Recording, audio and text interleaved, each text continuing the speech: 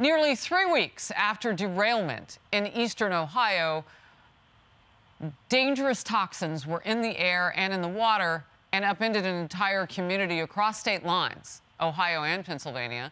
Transportation Secretary Pete Buttigieg finally admitted to ignoring the February 3rd crash. Let's watch. I was focused on just making sure that our folks on the ground were all set, but could have spoken sooner about how strongly I felt about this incident, and that's a lesson learned for me. Well, when I go, the focus is going to be on action. Look, I was mayor of my hometown for 8 years. We dealt with a lot of disasters, natural and human. The secretary also says he plans to pay a visit to the community, and here's a quote, when the time is right. Twitter users didn't like it. They mocked his claim that his experience as mayor of South Bend, Indiana, prepared him for the rail disaster. RNC Chair Ronna McDaniel tweeted, Buttigieg couldn't even fix potholes as mayor. A blistering op-ed with this headline, if Joe can go to the war zone of Ukraine, why, and this is their word, the H, don't he or Buttigieg fly to the toxic mess in Ohio because they don't give a bleep. Sean Duffy, former Wisconsin congressman and co-host of The Bottom Line on Fox Business. Sean, good to see you today. By the way, I did reach out to Buttigieg's office and had a good conversation with him today. They say that it has been a little confusing around the issue of who had jurisdiction, and they clearly feel that their Department of Transportation does not. I just put that into the ecosystem of conversation. Sean. So, first of all, they responded to your call, Harris? They actually spoke with you? Yes. Wow, that's actually good news. So first off, listen, to the point of the tweets that you just read, Pete Buttigieg never had a crisis where there was pollution of air and water and soil that's going to devastate a community, for decades, if not for generations. So Pete's never experienced this. And listen, I was in politics. You actually go to these sites so you can actually see with your own eyes, because media coverage, as good as Fox is and as good as the newspaper reporting is with pictures, it doesn't do you a service. You actually have to go and meet people and tour the place and experience it for yourself to see what people are going through. And then you can actually reassure them that aid is going to come. We haven't forgotten you. We know what's happened. We are going to stand with your community as you go through this crisis. But when you ignore people, it shows you don't care. And the Democrat Party, Joe Biden was talking about this earlier, saying, listen, we're losing rural middle-income Americans because they don't think we care about them. Well, here was a great opportunity to show these middle-income rural Americans you do care, but you don't show up. No one from the administration actually shows up. None of the A-listers come. It shows you don't give a darn about them. And just one last point, Harris, is this is a great opportunity for leaders to lead. It shows you got chops. You care about people. Pete Buttigieg should have been salivating to show what he can do for this community as the Secretary of Transportation. But not showing up means you don't care. He only cares about the elites on the coast, but not the middle part of this country, and it's shameful. Well, look, for Secretary Buttigieg, the problem is a little bit deeper than not showing up this time. And it was one of the reasons why I reached out to his team, because I know as a parent, as somebody who is in that administration, as someone who's watching the mixed messaging around so many things like supply chain issues in his wheelhouse, right? I mean, transportation technically in his wheelhouse. He made the video from Portugal when the airline industry couldn't figure out how to get people in the air and on the ground, and there were so many problems. So there have been some messaging mishaps, and there have been just absences on his part. This was another one.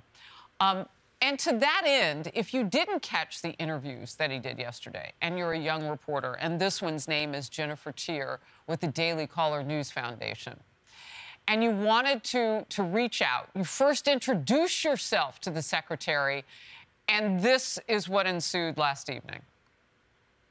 What do you have to say to the folks in Ohio, East Palestine, who are suffering right now?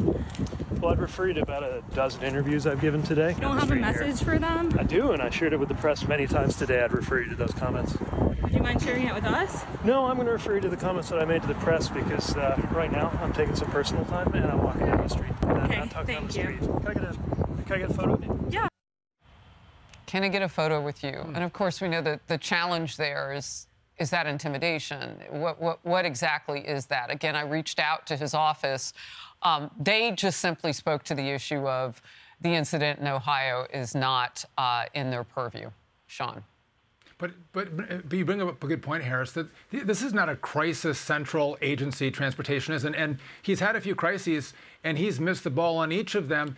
And it may not be in your purview, but it is a rail accident, and you could argue it falls under your jurisdiction, which, by the way, I think it does. And so you show up. You go in and you see it with your own eyes. And to say that there's mixed messaging and we're not sure whose jurisdiction is whose, that doesn't matter to the people in East Palestine. They want to know that the government cares, that Norfolk Southern cares, and they're not going to lose their homes and their businesses and their wells for generations to come. That's what they want. And come on, Pete, get off your duff. And again, this is not an environmental, this is not a racial issue. And so Pete Buttigieg doesn't care about it, but he's hired to care about every single American, whether you're blue or red. Remember Barack Obama said, we're not blue Americans, we're not red Americans, we're the United States of America. I got that quote wrong.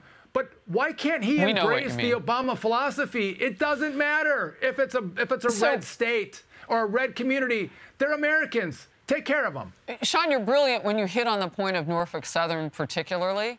And what puts pressure on corporations and people in power? The other people in power. That's right.